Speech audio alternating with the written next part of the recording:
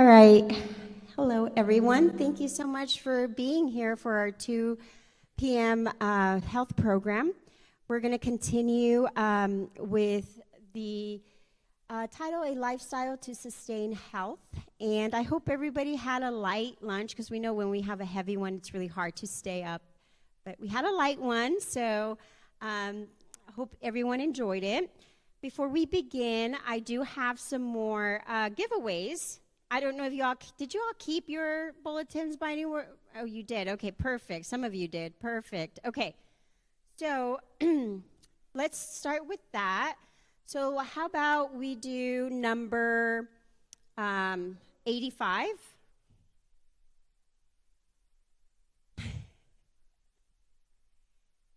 Good to know. Thank you. Okay, let's see. 25. Huh? Wait, I did 25. Okay, wow. Okay.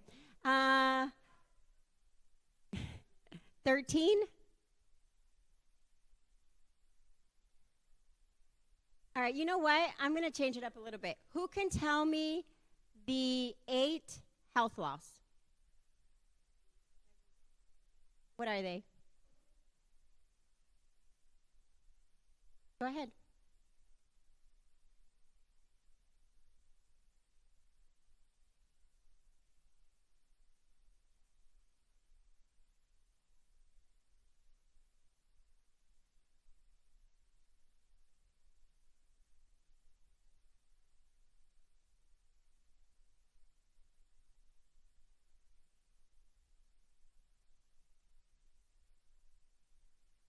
Good job. Okay, so do you want a basket or do you want a book?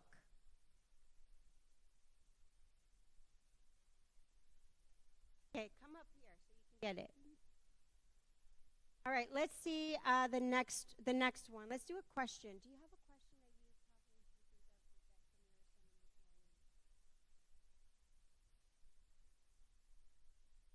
you probably think of how about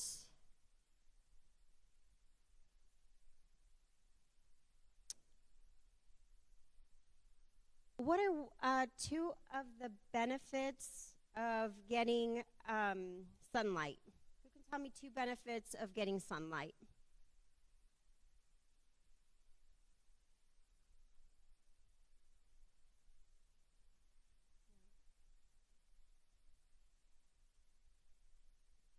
Yes, good job.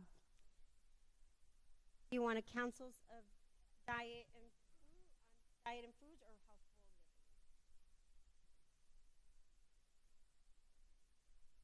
All right, last one is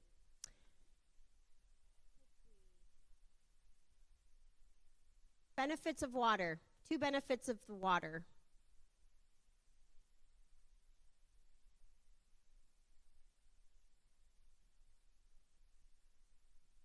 Perfect.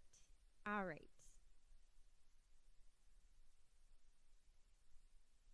Okay, well, thank you, everybody. Let's start with a word of prayer. Dear Jesus, we thank you so much for the Sabbath day that we are able to be here and learn about health and the special message you've been giving us. We pray that you will help us learn the benefits of it and share it with others and apply it to our lives. We thank you for a guest speaker, and again, we just pray that you be with us here this day and help us to absorb as much as possible.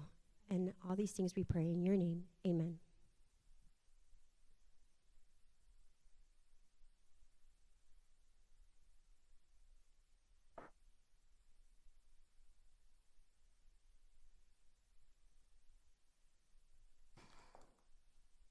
How was lunch?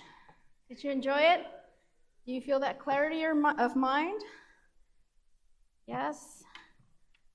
Let me put you at ease. If you feel like you need to stand up, walk a little bit, you can, I guess, go to the back so you don't distract anybody else. So get that movement going, so if it helps you at all to stay a little more awake. While I set up myself here, let me tell you that I gave a second life to this napkin. my lunch napkin. So many people were telling me things, can you mention this or that, Sandy and stuff, so I feel like I've recycled and saved a tree or something like that. Where's my timer?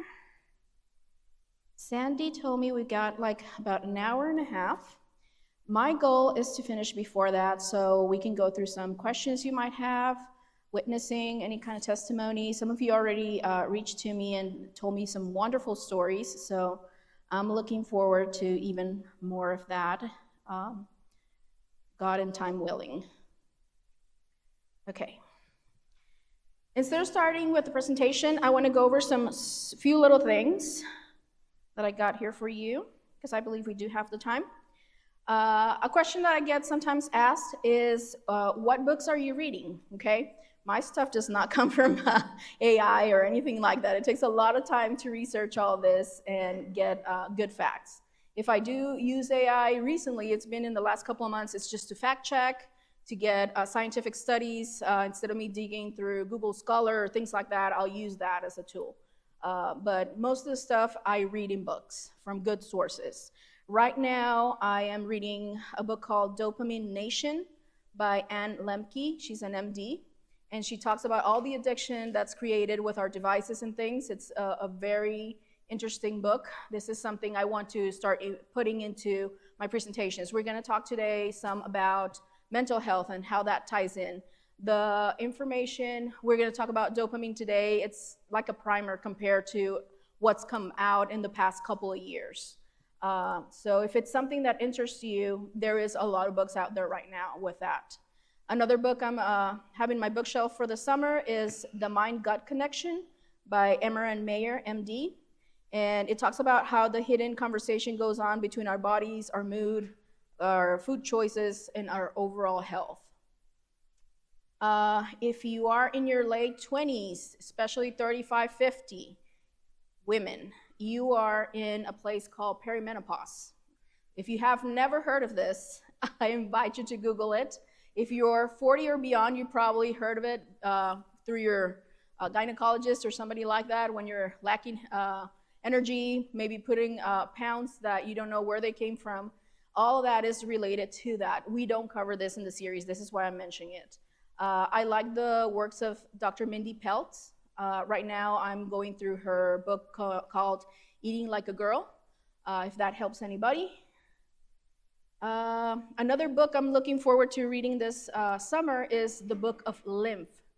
That refers to your drainage, okay, your lymph nodes. If you've ever heard Barbara O'Neill talk, she talks a little bit about that, and with the rebounding and all of that. There's massage you can give yourself to drain your lymph nodes. So I'm very much looking forward to learning more about that. A book I'm reading that also ties in with today is a book called Anxious Generation by Jonathan Haidt. And it talks about how there's a great rewiring going on for youth with all the devices, the technology that is arising within the past decade or so. So great book to read. I'm especially reading it for my kids. I want to handle technology with them properly. And that is one little thing I wanted to mention. How many of you like the tea or the beverage that we were served? A few hands. A little bitter? Let me give you a backstory if you've never had that. That's hibiscus tea. In the Hispanic community, we have it a lot. We drink it quite often, but people sweeten the tea a lot, where it's like cloying. And I like that Sandy did a good job and just barely put a touch of sweetness to cut off the edge of the bitterness. Bitterness is something we don't really gravitate towards in this country, and it's a shame because bitterness will communicate to your bile that's going to emulsify the fats in what you eat to do a better job. So in other words, it kind of gives like a little squeeze, a little signal to the bile to release those emulsifying agents that are going to make you digest better. So if you had that, know you did good to your body.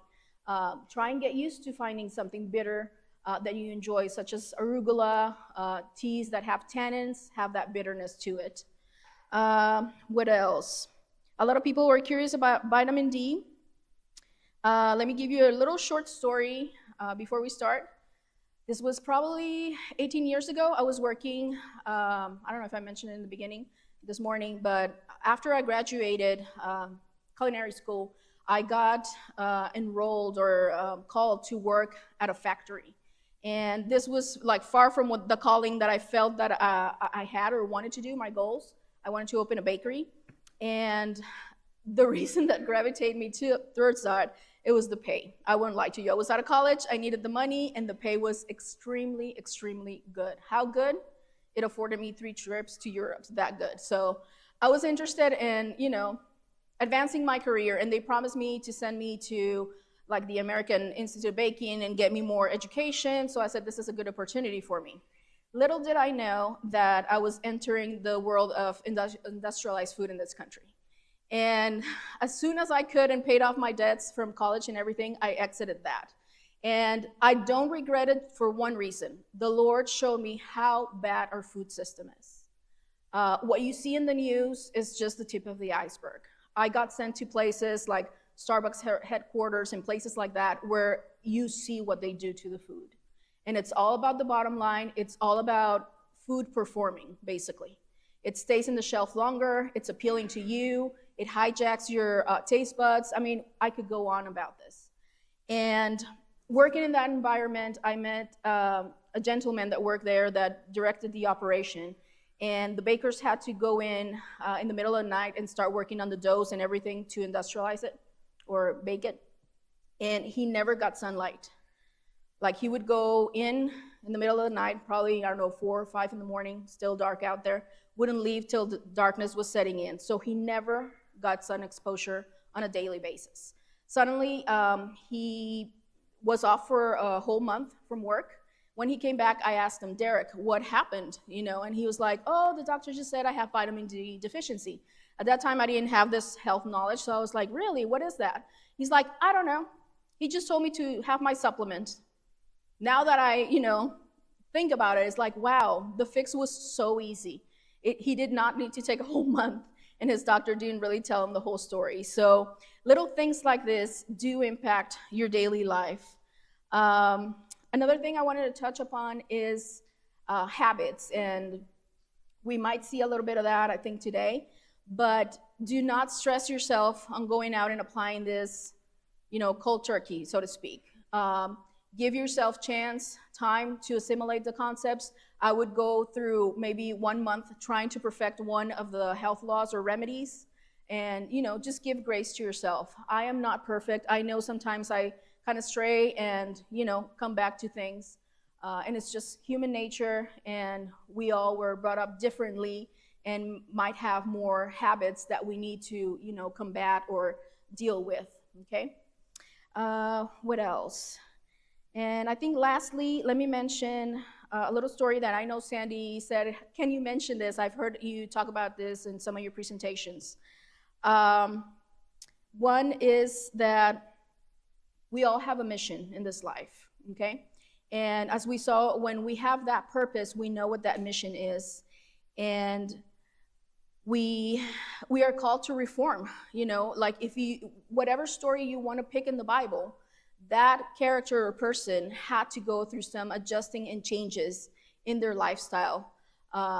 Some more than others, written in the Bible. Maybe not all the details are there for everyone, but for example, Daniel had to do it. God, when he started his ministry, had to defeat Satan where Adam had failed, being tested with his appetite and things like that. So the thought I want to put in your mind is, what makes you think you do not need to address that in your life, to have that potential and that spirituality come up where it needs to be, to address your calling?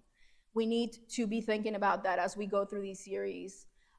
There is things we can all improve in our lives that would make so much better connection on our spiritual side with God.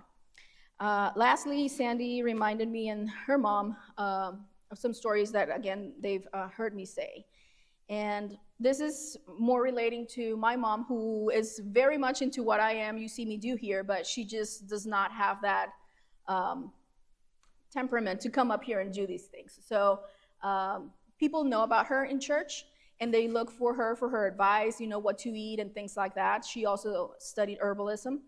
And this lady approached her because other people in church were telling her, go tell Diana, to help you out.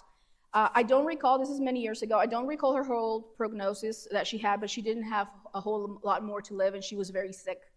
And so my mom started explaining to her, she was very overweight, all the health laws and the changes that she needed to do.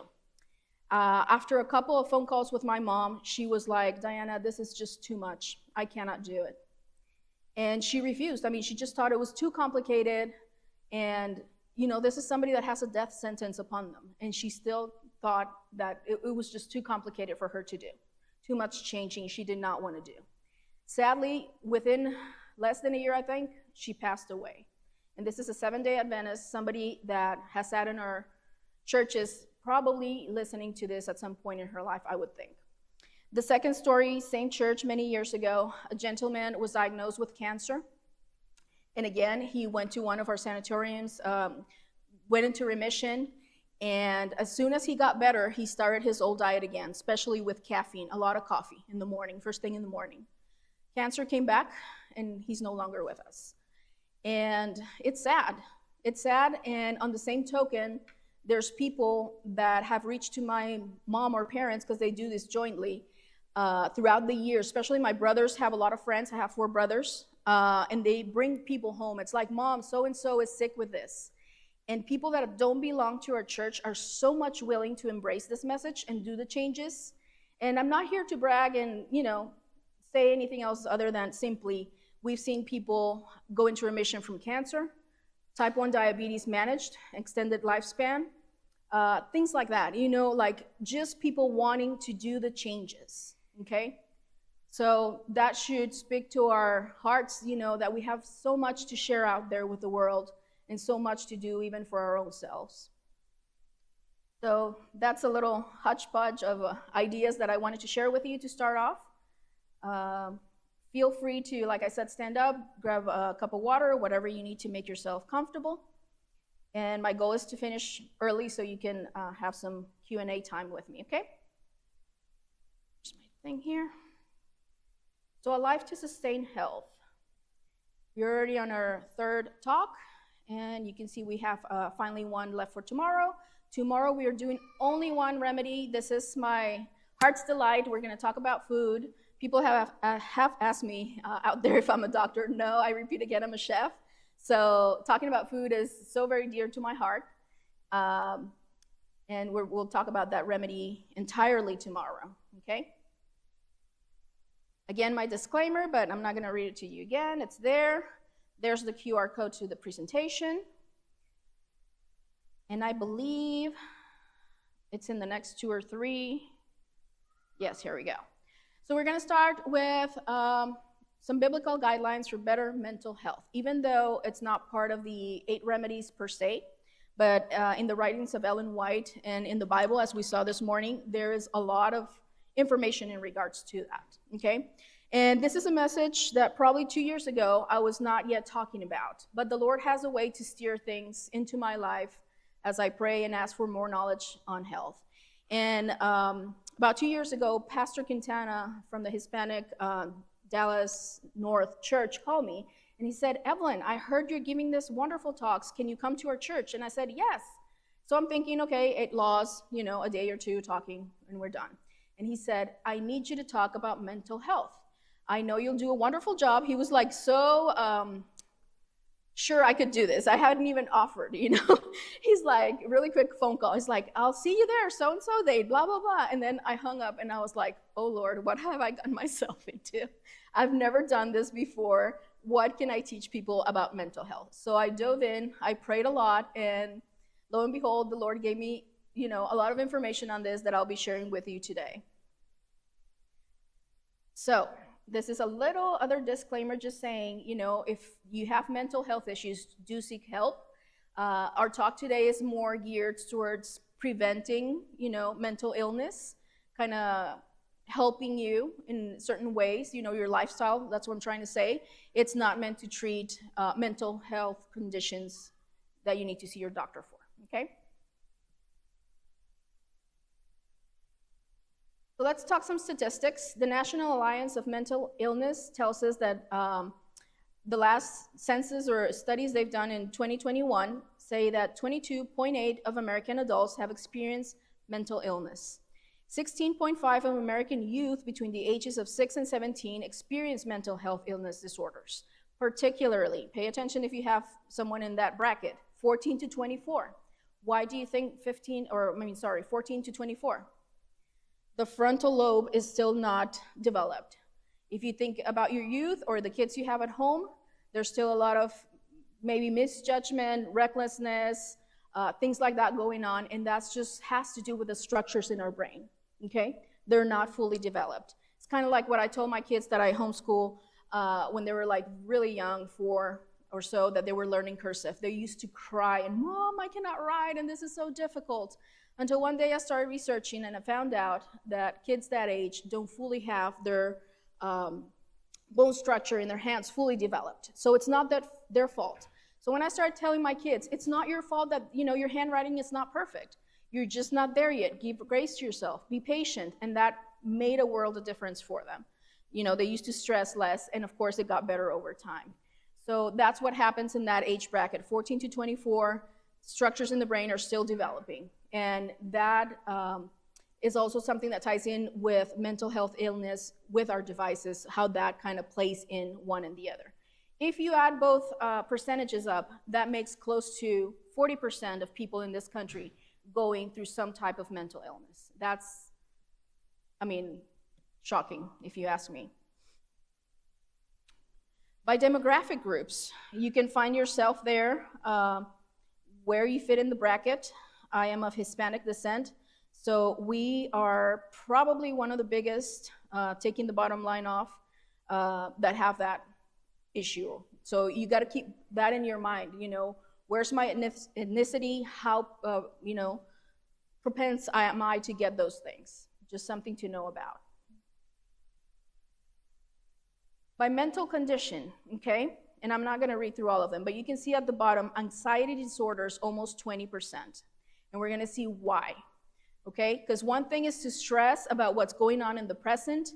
Anxiety means you're worrying about what's going to happen tomorrow and the day after. You're borrowing worry from days ahead, okay? And we'll see why that happens. People with depression have 40% higher risk of developing cardiovascular and metabolic diseases. In case you don't know what metabolic diseases are, it's all your hormonal and your glucose and all of that going awry in your body, and that's like a cascade of inflammation and chronic illness that just triggers all that. It just trickles. So it's pretty serious that people that go through these issues, sooner or later, science knows that they're going to develop all these, cardiovascular and metabolic disease, obesity, diabetes, etc. 1 Thessalonians 5:3, we read this morning. Let's go through it again.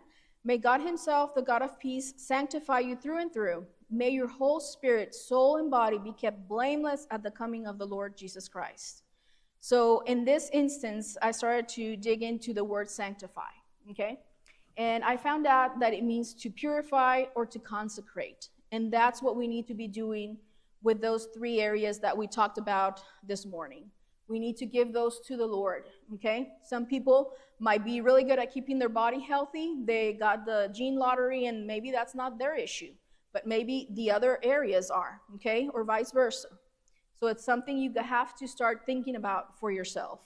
And even for your kids. As I talk about these things and learn more and more, I see my kids as somebody I need to help them themselves, understand themselves, okay? So I have private talks with them and I'll say, Jamie or April, we need to talk about this that's going on in your life. You're prone to these things, how to address them. Let's go on to the next ones.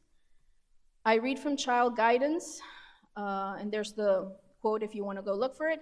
We are God's workmanship, and his word declares that we are fearfully and wonderfully made, according to Psalm 139:14.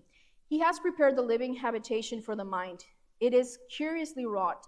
A temple with the Lord himself has fitted up for the indwelling of the Holy Spirit. You are not just a human body or a number or anything like that. You are so precious. The mind controls the whole man. All actions, good or bad, have their source where? Does that surprise you? Does it surprise you that we have this epidemic where mental health is almost 40%? Somebody's going to have that in this country. It is the mind that worships God and allies us to the heavenly beings. Yet many spend all their lives without becoming intelligent in regard to the casket or human body that contains this treasure. All the physical organs are the servants of the mind, and the nerves and are the messengers that transmit its orders to every part of the body, guiding the motions of the living machinery. I was reading that last night, and it still kind of touches my heart so deeply. I hope it does to you. We are so precious and valuable, and there's many things we need to take care of ourselves. Romans 8:10 tells us, but if Christ is in you, then even though your body is subject to death because of sin, the Spirit gives life because of the righteousness. There's some other translations that I like a little better, like you'll see down there, but basically talking about the Spirit, okay?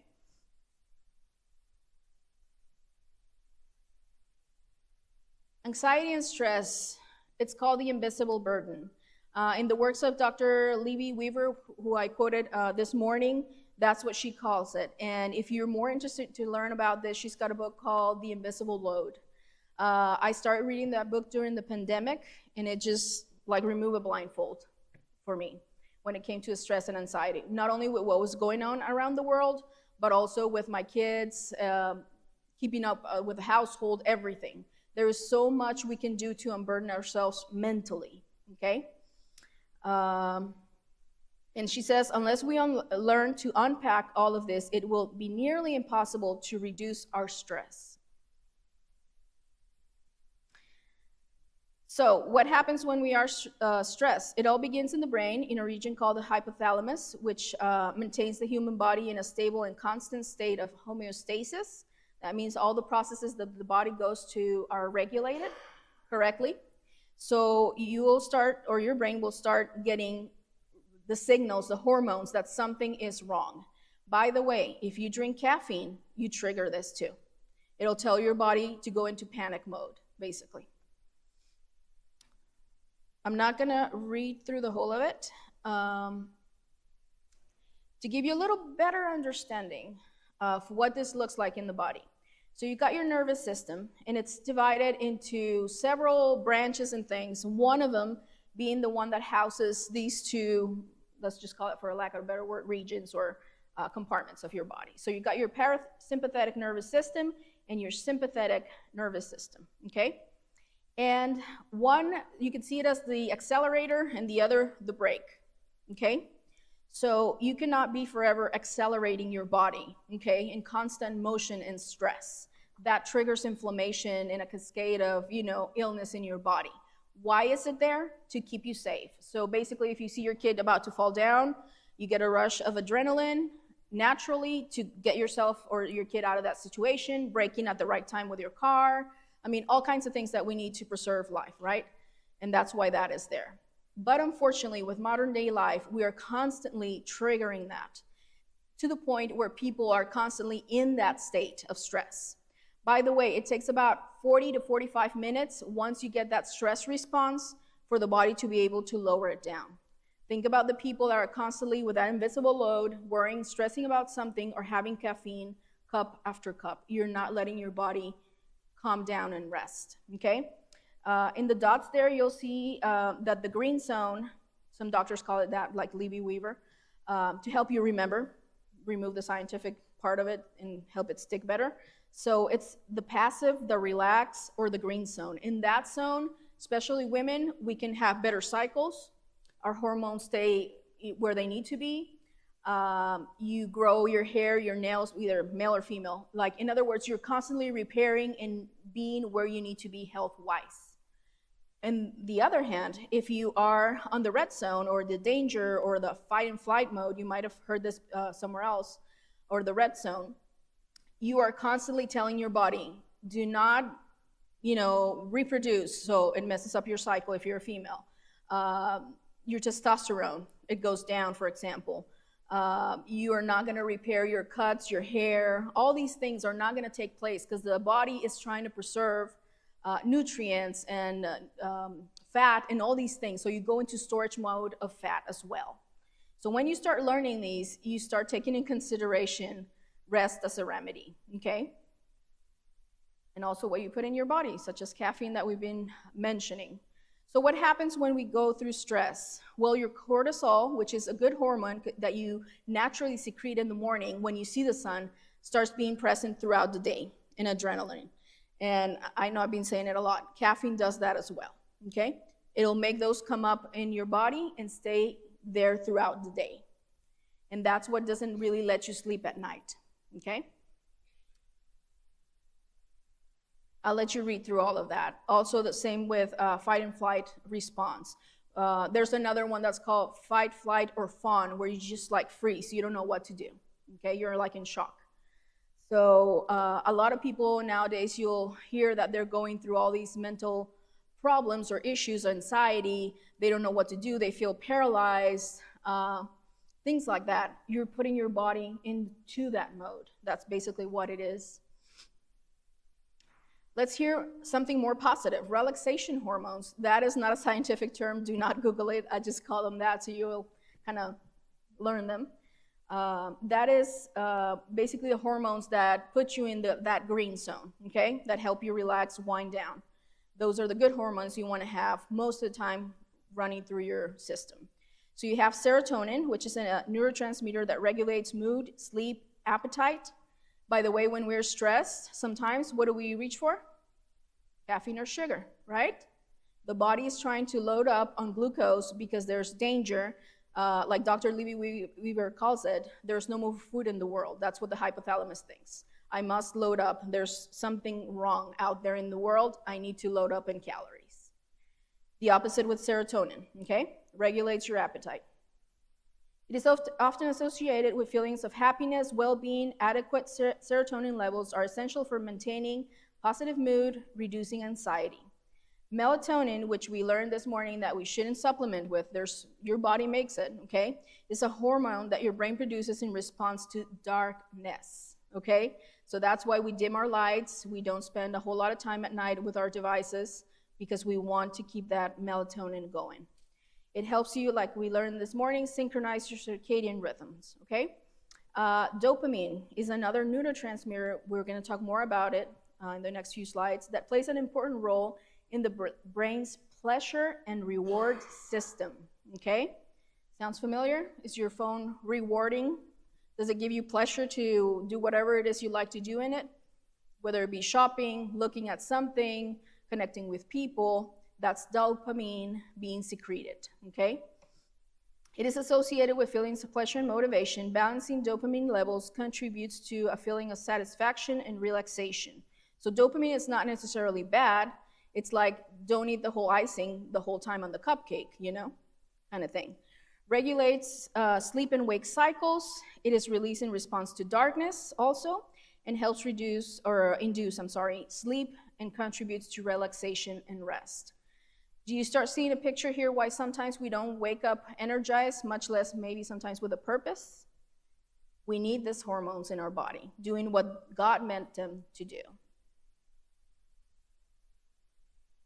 Next, more hormones that help you relax. You got your oxytocin, that gets a little more of press or information out there. The love hormone or bonding, when we breastfeed our kids, that is secreted. When we hug our special someone, even our pets, all of that makes that feel-good hormone be secreted, and we need it.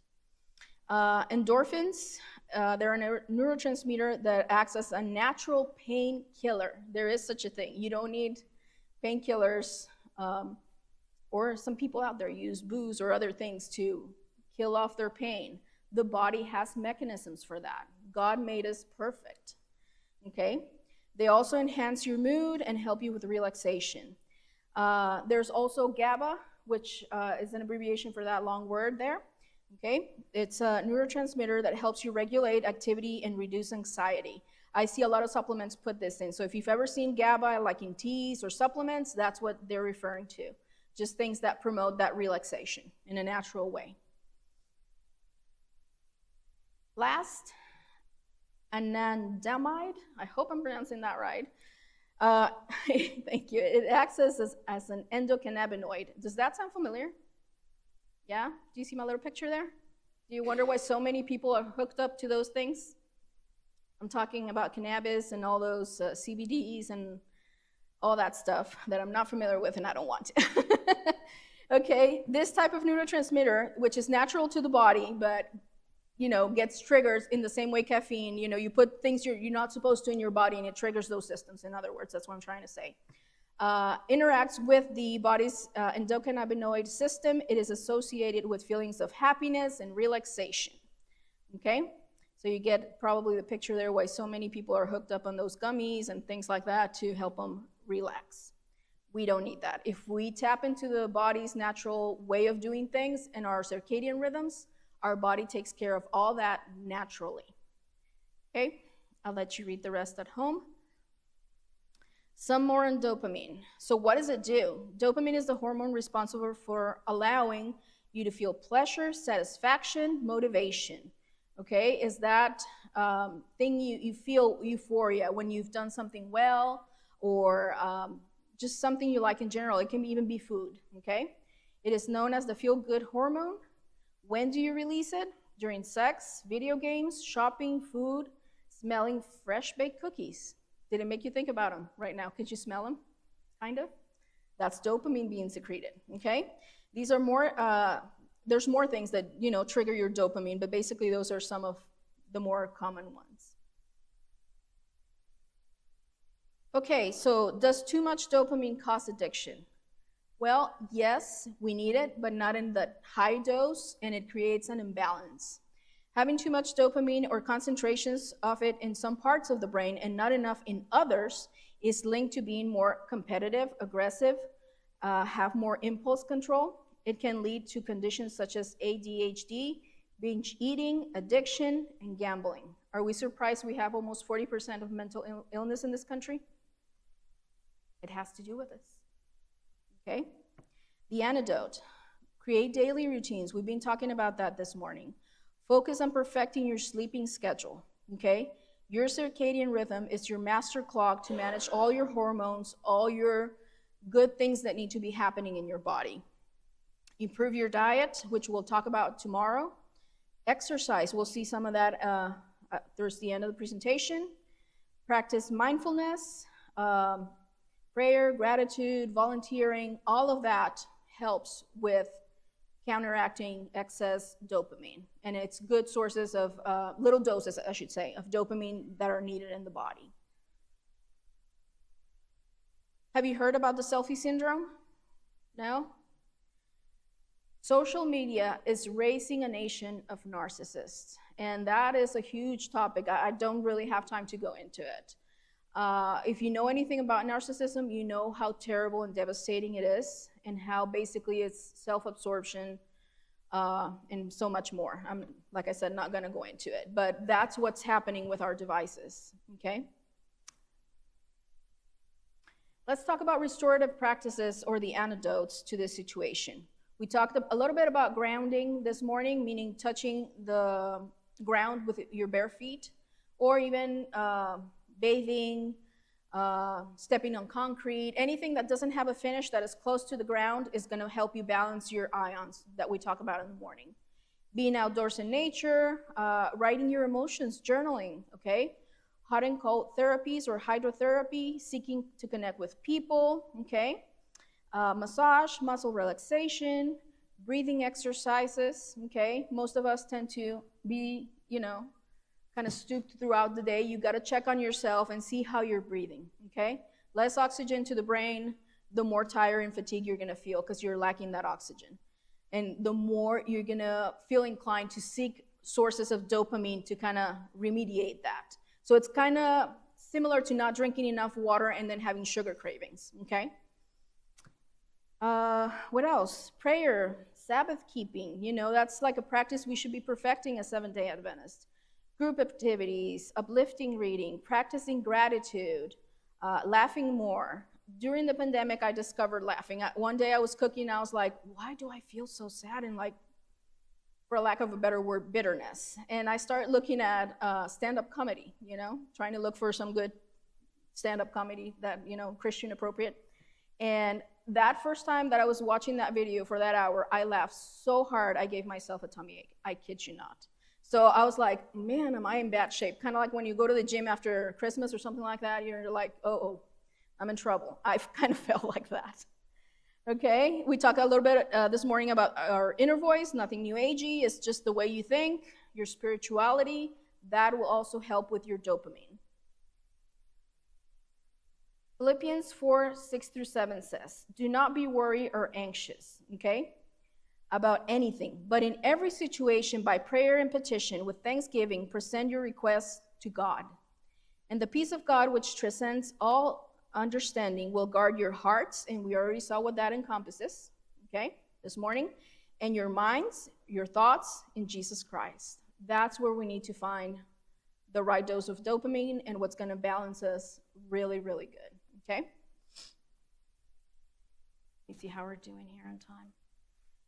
Andy, I think I put 1 hour, so we have still like 40 minutes or so. Is that right? Okay, let me just reset my timer here because I put it where it needed to be. Okay, 2 Corinthians 10:3 tells us, for the thought we live in the world, for though we live in the world, we do not wage war as the world does. This kind of reminds me that I need to drink some water.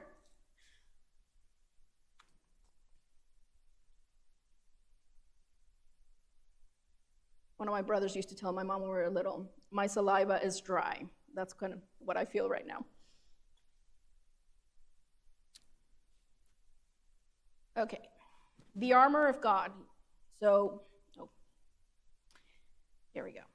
Ephesians 6:10-13 talks to us about that. And I just put it up there in case you're a visitor, you haven't looked into this for a while. I'm not going to read through all of it. But basically, it's reminding us that we have tools and an armor, so to speak, that we can wear to protect our senses, our body even more, to fight off the spiritual forces in the heavenly realms, okay? I put together, how that ties in with the health message, if you will, what parts it protects. I'm not going to read through the whole verses, just not to make it tedious and long, but I'll let you read it at home, of course. So number 14 talks to us about the belt of truth and the breastplate, okay, of righteousness. So that, to me, it means as a Christian, I must know the truth, tell the truth, share the truth, and live the truth. The breastplate protects us, our spiritual life, and spiritual prophecy talks a lot about that. Number 15 talks about the gospel of peace. In the Bible, feet mean the direction in which we go, our path in life, our purpose, and we already covered that this morning. Number 16 talks to us about the shield of faith. Our shield is in God, in that faith. We do not fear Abram. I am your shield, as spoken in Genesis 15:1. Number 17, the helmet of salvation and the sword of the Spirit, which is the word of God. Isaiah 59:17 and 1 Thessalonians that we've been reading some chapters there talk to us about that. It's the hope we have in salvation. How wonderful it is to know that we belong to a God that takes care of us, that is coming for us. Some hope that a lot of people out there have probably never heard of, okay? Remember how we talked this morning about sharing this message. So there's people that need to have this in their lives to balance them out, to make their health complete, okay? I just wanted to point this out about the helmet of salvation. Salvation gives you purpose in life and hope. It protects our minds and thoughts. In our heads, there are 4 sacred entrances. That's not exactly a biblical term. Sorry, I didn't switch it here. Oh, no, don't tell me. Hold on. There we go. So those entrances or avenues to the soul, as spirit prophecy refers to, is your eyes, your nose, your ears, and your mouth. So all your senses, keep guard of them, okay? We don't delve so much into that, but I just kind of wanted to point that out. So that covers that. I read from Romans 12:2. Do not conform to the patterns of this world, but be transformed by the renewing of your mind. Then you will be able to test and approve what God's will is, his good, pleasing, and perfect will.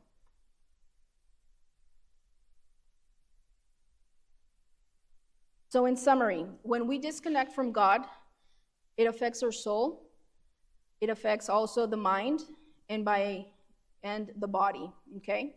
And that's how we get into that red zone, stress, mental illness, whatever you wish to call it. And that wraps up the part where we talk about mental health. Matthew 11:28. Come to me, all you who are weary and burdened, and I will give you rest. Amen? Okay. We just have a few more slides to talk about our internal clock and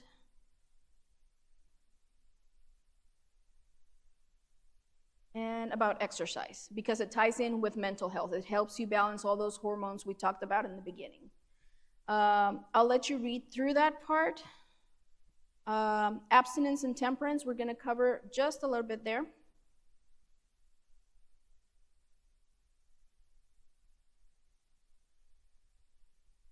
First Corinthians 9:25-27. Everyone who competes in the games goes into strict training. They do not get a crown that will not last, but we do it to get a crown that will last forever. Therefore, I do not run like someone running aimlessly. I do not fight like a boxer beating the air. No, I strike a blow to my body and make it my slave, so that after I have preached to others, I myself would not be disqualified for the prize. Something really to think about. As we saw this morning, we have a purpose and we're not just here for a good time. There's a difference in abstinence and temperance. Abstinence means the act of abstaining from something, especially food that are pernicious to our health, or drugs, things like that. So we don't even touch those things, okay? Temperance means moderation, okay? Maybe in the case of sweeteners, for example. We need to exert some moderation. Why is this important? Well, as we saw, it guards the avenues to the soul, the armor of God that ties into that. Harmful foods, we've talked a little bit today, but we'll delve into that more tomorrow, and so on and so forth. For this one, I want to move just a little more faster so we can cover everything. Have you heard about delayed gratification? There's a so-called test, I think it was during the 60s, the marshmallow test. Have you heard about that? Or study, I think, I'm not sure what they call it, but anyway, they would put kids in a room and give them a marshmallow, and of course they had a camera, and they're like, if you wait for me, I'm gonna go bring more marshmallows to you. Just don't eat this one that's here, okay? And so the teacher, whoever gave him the marshmallow, would go out, and the kid is just suffering there. Some are just like not phased, and okay, she's coming back and giving me more. And that just predicted outcomes in the future. They kept studying the kids that ate the marshmallow and the ones that didn't. And when you delay gratification, it's like exercising a muscle. The more you delay those things in your life, giving yourself, for example, sugar, or binge watching Netflix or your phone or whatever it might be, the stronger that muscle, if you will, gets. Okay, so that's something very important. I wanted to talk to you a little bit about habits, because it ties in with us wanting to incorporate all this health message into our lives. And sometimes we are in it for all, if we do it like all at once, like when we start trying to do exercise or something, and sometimes we get so discouraged that we're like, no, I didn't keep doing, X amount of minutes my exercise, or I haven't been eating really well, and we just get so discouraged. And this book has helped me, and I know my husband read it at the beginning of the year, to keep us on track with our goals. So basically, James Clear in Atomic Habits tells us that we just need to start changing by 1%. That means, for example, my husband wanted to pick up doing more exercise, so he just started doing 10 minutes. And lo and behold, as the weeks went by, 10 minutes seemed like nothing. And he was keeping on schedule, doing 10 minutes every morning. And other habits he started doing, like his worship and all of that, first thing in the morning. And now his habits have improved so much, and he's able to make progress without feeling that stress of, I failed. In other words, if you put that bar so high, you're stressing yourself and setting up yourself for failure. Start a little low, be progressive, and you will see much more success. Basically, that's what the book is telling us. Gratitude is a habit to perfect. Gratitude is the best attitude. In the book, Gospel Workers, Ellen White tells us, cultivate the habit of speaking well of others. Dwell upon good qualities of those with whom you associate, and see as little as possible of their error and failings. When tempted to complain of what someone has said or done, praise something in that person's life or character. Cultivate thankfulness. Praise God for his wonderful love and giving Christ to die for us. It never pays to think of our grievances. God called upon us to think of his mercy and his matchless love, that we may be inspired to praise or with praise.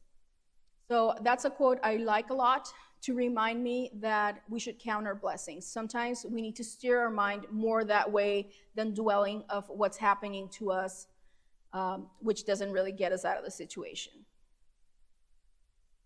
I'll let you read that one at home, but it's a beautiful quote also by Ellen White.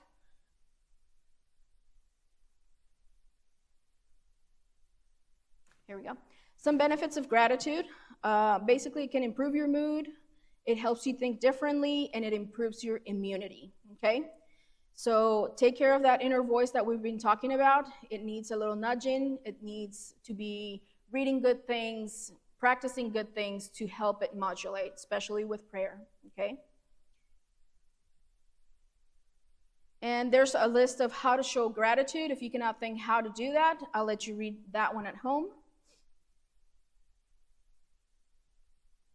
And last but not least, we got about 15 more minutes. We're going to talk a little bit about exercise, okay? So why exercise? Well, it basically maintains your strength and independence as you age. Wouldn't you like that? Do you want to be helped everywhere? Do you want to be, incapacitated basically as you age? I'm sure you don't. Not to criticize anybody, but when I see sick people in church, that's usually where, I get to see more people or elderly. I always wonder, how did they get where they are right now? And again, this is not to put anybody down, but I just wonder, and I talk to myself and say, I don't really want to go there. I really want to start addressing my physical health right now before it is too late or before it takes me so long to get, my strength back. Strength in your bones, we do it by weight-bearing exercises such as weightlifting, increasing bone density, and reducing the risk of osteoporosis. People out there will tell you, have your little gummies or chewies where they'll give you calcium. That's not how it works, okay? We've seen things like melatonin and some others, or even vitamin D. All of that comes better by doing the remedies. It works, it aligns with your biology so much better. It also boosts your immunity. You prevent muscle loss. That's something you should be looking. Don't think about building big muscles or, doing an hour of exercise. As long as you're getting movement and you're not losing muscle mass, once we hit our 80s, it starts going down by 1%. And the less muscle mass you have, the less able your body metabolically is able to process carbohydrates. That's why as we age, we tend to put on weight, because we're losing muscle. That's an indication of that, okay? Have you heard about seating disease? There is such a thing. Too much seating and inactivity in modern life has us, sick. It's calculated that the average US household watches TV or uses electronic devices 8 hours per day. That averages to 3,000 per year, which is 4 months. Imagine that. Out of the 12 months of the year, you could be spending close to 4 months just sitting, doing nothing. When do benefits start? Did you know that when you are pregnant, you can start transmitting those benefits to your child? So if your doctor permits it, if you're already doing exercise, looking to keep doing it throughout your pregnancy, it is benefitful to your child. Some other health exercise benefits help you manage your weight, okay? Reduce the risk of heart disease and diabetes. Again, because the muscles are getting that glucose as you eat, okay? You rely less on insulin, and the muscle really loves to get that glucose, okay? So instead of going to storage mode, which is fat storage, you start burning those calories, okay?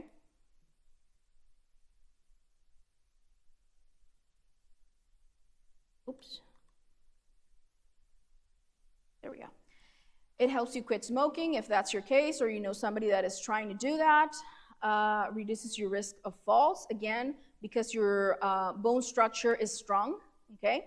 And the muscles are there to support it. It improves your sleep. It acts upon all those hormones we were talking about earlier today. It regulates your sexual aspect as well. Improves your mental health and mood, okay? You get endorphins, you get good type of cortisol. That type of stress the body welcomes and is prepared for. That's what we're designed for. Not artificially induced stress by worrying, by caffeine, or any other stimulant. I'll let you read the rest. Some more benefits there. Okay, let's talk about high intensity interval training. I touched a little bit this morning about it, how when you are sitting, you can be burning. Let's read through it. HIIT is a combination of short bursts of very high intensity cardiovascular exercises followed with equal or longer periods of rest. So for example, 30 seconds a minute of running followed by 2 minutes of walking or slow jogging, and you repeat this cycle, okay?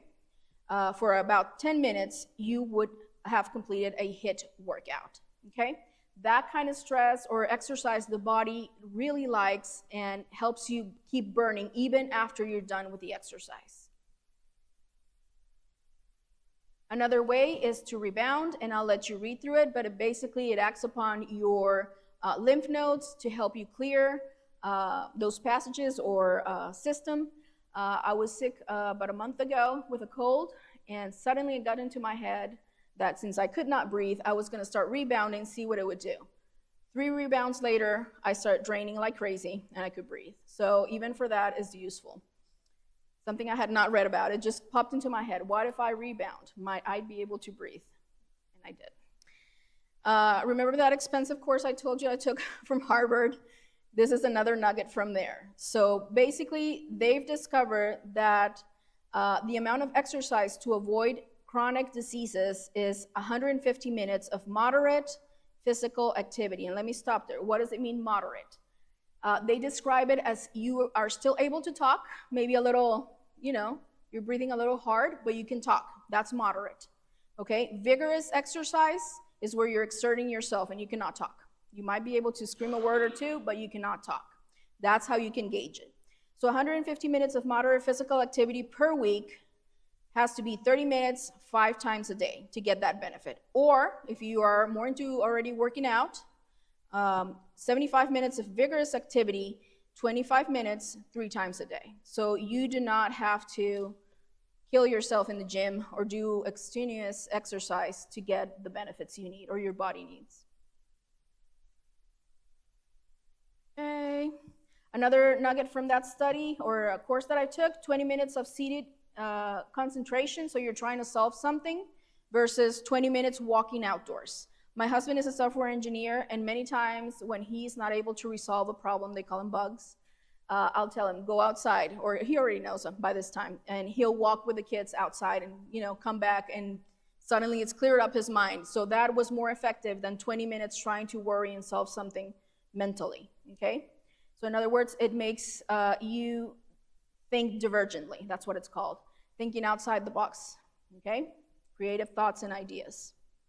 I recommend you to go to this address and check out Elizabeth Freites. That's the lady that gave the course that I took. She's got a lot of free videos over at Harvard Medical School, their official website. The Right Dose of Exercise, she delves into way more than I did just right now.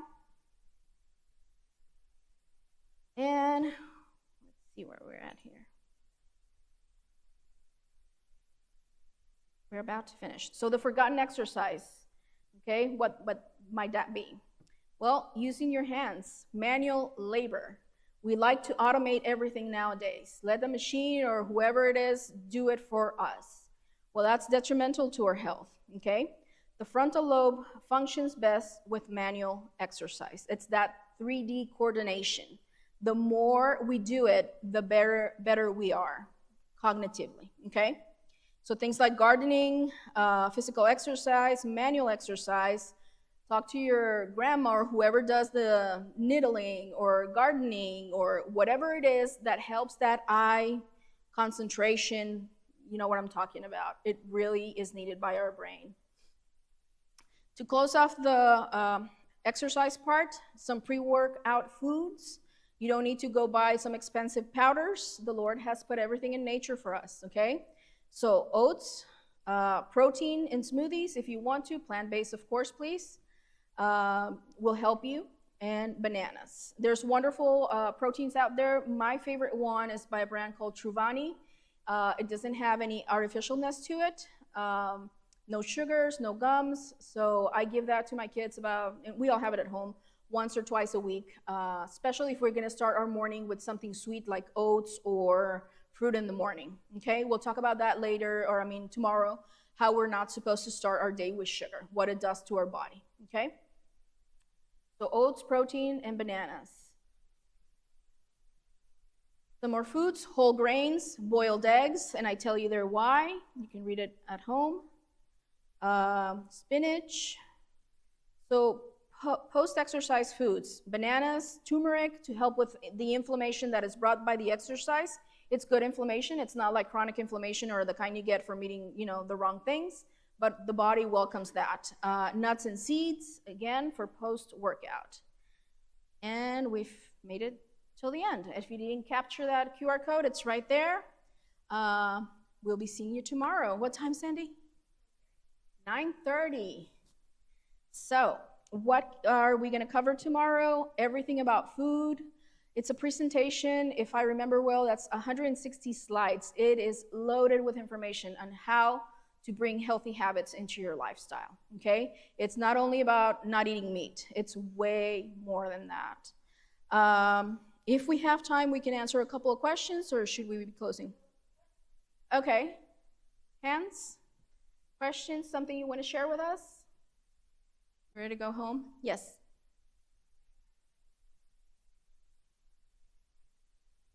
If you read Ellen White's, yes, and there's different eggs you can buy, meaning high quality eggs. So I've discovered that if you do those that are, what is the term? I want to say free roaming, but that's not the term. Pasture raised, 100 and something square, I don't know what. It has the label on the egg thing. Those eggs are super hard shell, and they are almost bright orange. You compare that to any other regular egg, and it's a whole different composition. I can find out for you. I don't recall if I have it in my presentation, the recommendations for eggs. Of course, it's not a daily thing you should be doing, but it's a good source of protein for those who choose to incorporate it. Spirit Prophecy says that it'll come a time when that is not recommended. It's my personal approach to that if you buy the best eggs you can, or like my mother-in-law, that she has chickens in her backyard and she knows what she's eating and putting into those chickens, to me, that's a good source of protein, okay? I totally respect if you don't and if you have a different approach to that. Any other questions? Did I answer your question? No? Yes. Can you say it a little lower, louder?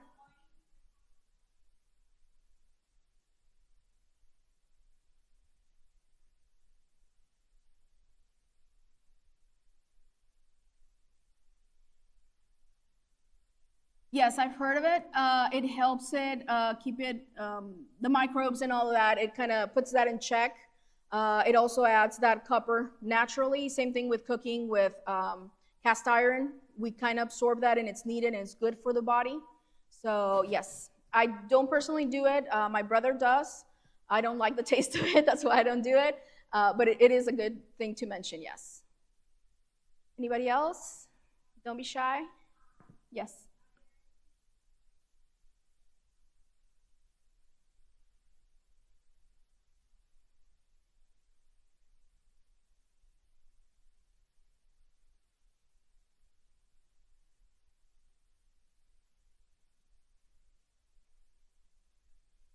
I caught not the beginning of that, but the end. You might need to use the microphone. I don't know what it is with the acoustics, or if you want to come closer. I'm so sorry. I'm trying really hard. Just, can you hear me now? I can hear you now, yes. Sorry. No problem. Just wondering if for you and your family, if you do any supplementation. I know that, we try to eat the best that we can, but sometimes even, if you're not growing your own food, even like organic, trying to as much as possible, but there may still be some, like deficiencies at the end of the day. So I actually, Yes. I do use that protein that you mentioned, sometimes just, especially in the morning, helping to balance things out and some other supplements, but just curious about if you recommend, if you've noticed that it's helpful with you or your children. Yes. For example, on vitamin D, we always supplement throughout the year. I'm not so strict in the hotter months where we're outside mostly, but the winter, yes, yes or yes, everyone in the family. When I had my firstborn, I still was not that knowledgeable, and I stopped taking my multivitamin and still breastfeeding, and we were a lot indoors, and he went deficient. So I learned my lesson then and there, and I used that supplement that I recommend. And so I know that clinically it works because my pediatrician was telling me it was doing what it needed to be doing and getting his vitamin D stores up. What other things we supplement with? B12. The more plant-based you eat, the more you need to supplement B12, omega-3s. I can talk a little bit about that. It's just quick my question for the Yes. omegas. Do you do the algae or like you do the fish oil? I'll let an expert answer that, and this is my nutritionist, who's a Seventh-day Adventist, studied at one of our universities. I asked him about that, and he said, you do need to supplement it. Once he assessed me and everything, he said, you need more omega-3s or 3s to balance your hormones and things like that. And he was the one that told me it's better to be at fish oil. However, if you don't want to do that, that's totally up to you. I did ask him why, and he said just the bioavailability of it. I looked more into it, and I'm iffy about both of them. One doesn't give you the whole bioavailability that you need, and they're super expensive. And the other one, just the way the oil is processed, there's videos on YouTube that show you, and honestly, I'm not happy with what they do to get that. They're huge pills. They're expensive as well. So what I try and do is find that naturally in foods, and we'll delve into that tomorrow. So I kind of try and keep it, a little bit of everything. Try and supplement when I feel I need it. When for example, my cycle tells me if I need more of that, if I know I haven't been eating well during the holidays or whatever. So it's a little bit of everything to try and supplement whatever my body needs. Other supplements, multivitamins, every now and then. I'm not religious about them. That's about it. I try and find it in foods. Tomorrow I'll be with you in a sec. Tomorrow we'll learn a concept, I'm getting ahead of myself here, called G-BOMBs by Dr. Joel Fuhrman. I don't know if anybody's heard about that one, but he tells you the foods that you need to be eating daily to address all your nutritional needs. And I rely heavily on that at home for many, many years now. So supplementation is not bad. You need to know what you're buying, why you're using it, things like that. But I would rely more on food. Oh yes, magnesium. Yes. Personally, as somebody that's going through perimenopause, if you're a female, you need it a lot to relax, to sleep better. If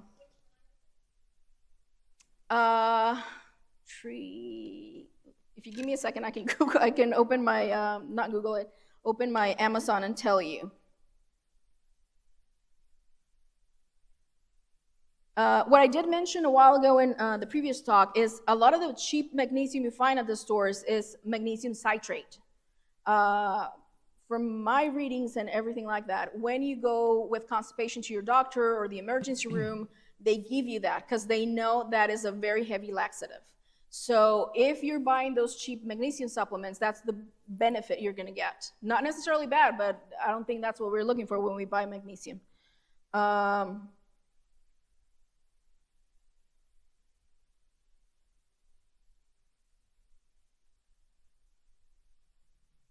Yes, and the threonate or something like that, that's the one I'm trying to look for. Yes. Sorry, it's my Spanish kicking. From Amazon, there's a brand called Bio Optimizers Magnesium, and that has all the cognitive ones that I'm personally looking for, okay? Also, I pull up some other vitamins here. Vitamin D3, it needs to be taken in conjunction with K2, okay? And you can find those on Amazon to help it assimilate better, okay? Any other question? I have 3 questions. So I think you had mentioned melatonin. So melatonin affects your pituitary gland, right? And so do you recommend taking melatonin or do you not recommend taking it? No, I think we mentioned it about 3 times, might be brief, but Okay. no, melatonin is not needed in the body if you observe not only the health loss, but your own circadian rhythms. In other words, you see the sun early in the morning, you get that serotonin, gives you the boost of energy. That tells the body it's AM, it's morning, and it has its biological clock that it knows after X amount of hours, nighttime will come, melatonin needs to be secreted. So in other words, when you have dysregulation of your circadian rhythms, of your sleep cycle, the way to correct it is not oversleeping, sleeping or napping more, none of that. What's gonna fix it is for a week, some people say even 2 weeks, first thing in the morning, the sun, 10 minutes, do it, and that will regulate it and make those hormones show up when they need to. On the same token, you need to not be delaying going to bed and not using devices, things like that. So definitely melatonin is something we do not need to supplement. Okay. And Our then body makes it. What water do you recommend? From water softeners, mineral water, spring water? Is there a specific brand that you use?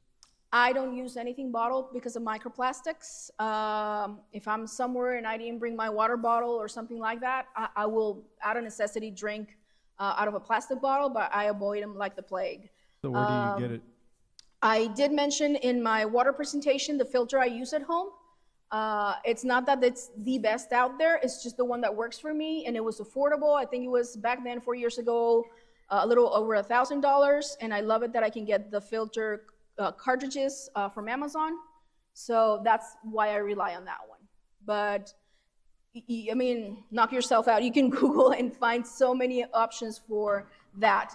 However, I will recommend a filter that has reverse osmosis. That gets the water structure in the way you need to. So those little pitchers and under the counter filters that is just one cartridge, that's not gonna get you where you need it. It basically just filters the water with some carbon to remove some impurities, but it does not restructure the water in the way that it's more absorbable by your cells, okay?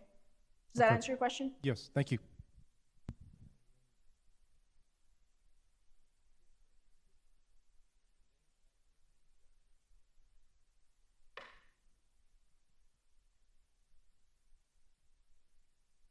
I would like to commend you. That was really it was wonderful. And I'm asking God's blessing upon you and your family.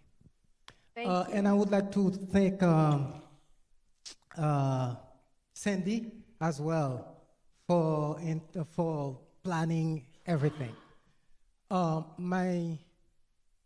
It's not really a question, it's my advice. I don't know if you have that in mind. Have you thought about creating booklets about your presentations? Since you have a degree and then you went to Harvard, so that's a plus that will help people everywhere.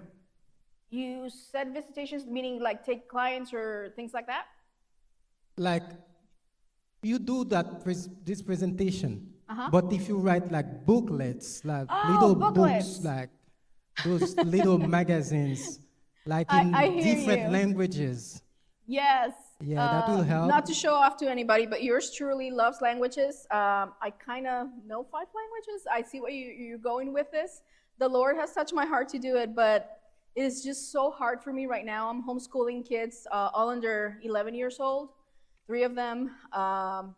If you put your You mind know, to just it, a lot you'll of do things it. that I'm doing right now. It's not lack of willingness or not being tech savvy to do it. I would say pray for me. What I do to I help people will, out, I if will. they write to me or ask questions, I'll be more than happy to help I whoever will, needs I that. will, because I was really blessed. Thank you. Bless the Lord. Yes. Back to the water question again.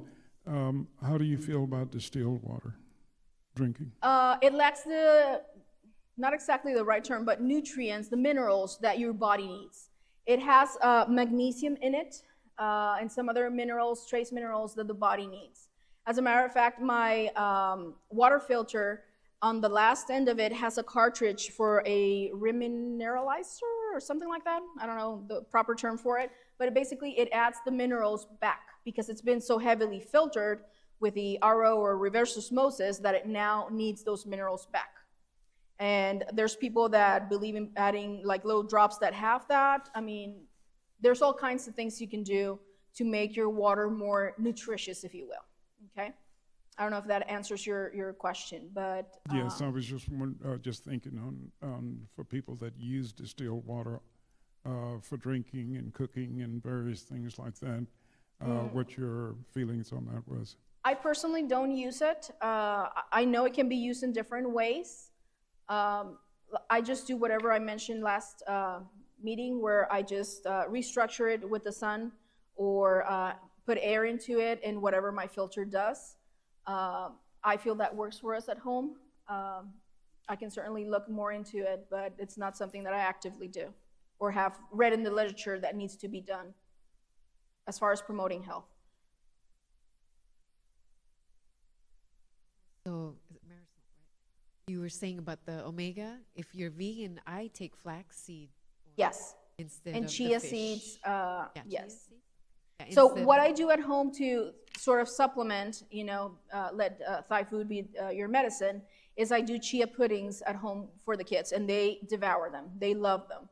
So that's our favorite way to get those omegas. Also, if I do pancakes, which I do once a month, I really keep sweets first thing in the morning in check. And we have protein before we even consume the pancakes. What I do is I grind all of that and add it into my batter. Just anywhere I can put it, make like vegan parmesan out of those seeds, those kinds of things. Does it answer your question? Okay, anybody else? Yes? Oh, we got a couple here. You guys are not shy anymore, I like that. Do you recommend to add lemon and salt to your drinking water? Yes, and if you've heard from Barbara O'Neill, she does too, and a lot of people. It just basically puts those minerals and things that the conventional water that's not reverse osmosis or solarized or whatever, it just gives you a little extra, that your body needs. It also, first thing in the morning, helps with the mucus to kind of flush out your gut, if you will, to start your day. So yes, there is benefits to that. However, do it with first thing in the morning without brushing your teeth so you don't damage your enamel. What else? Don't try vinegar or something that's more harsh. Over time, that's not advisable. If you're going to put a whole lot of lemon, use a straw so you don't kind of swish it so much around your dentition. I think that's about it. It's not a bad thing to do at all. Yes. Yes, most certainly. Yes. Your nerve cells need the salt. Salt is not the enemy. It's the type of salt that we're being given in processed foods that has all these additives to make it anti-caking, meaning it doesn't clump up. That's what that bad salt is, and it's retaining in our cells, Yes. Do you have any input regarding the daylight saving time debate? In other countries, they have canceled daylight saving time after a few years because people complain that it alters their sleeping habits and things like that. And even here in the States, some people are already talking about that. Do you have any input about that? I would love for a president to be done away with it. Right now, I don't have the whole spiel, but anytime when we see daylight savings or that time of year approach, there's always videos about it. And a couple weeks ago, I saw a video of a doctor saying how all these diseases like heart disease and things go up with just 1 hour.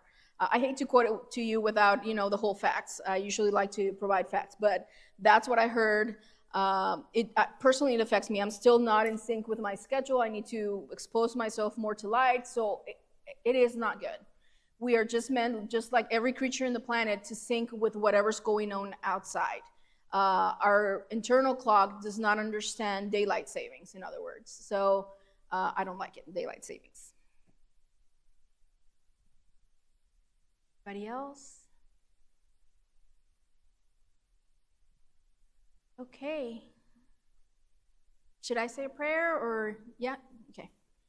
Let's bow our heads. Dear Heavenly Father, thank you so much for the trove of knowledge you've left for us.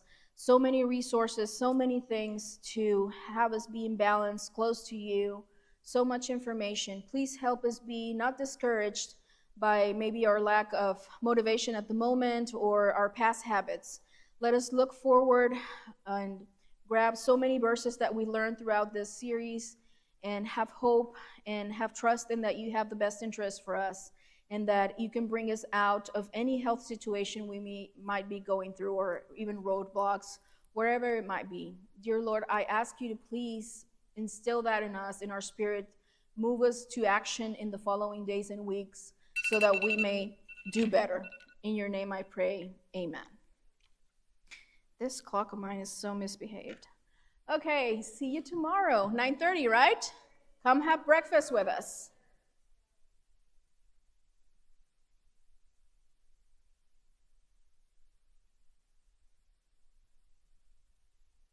Happy Sabbath.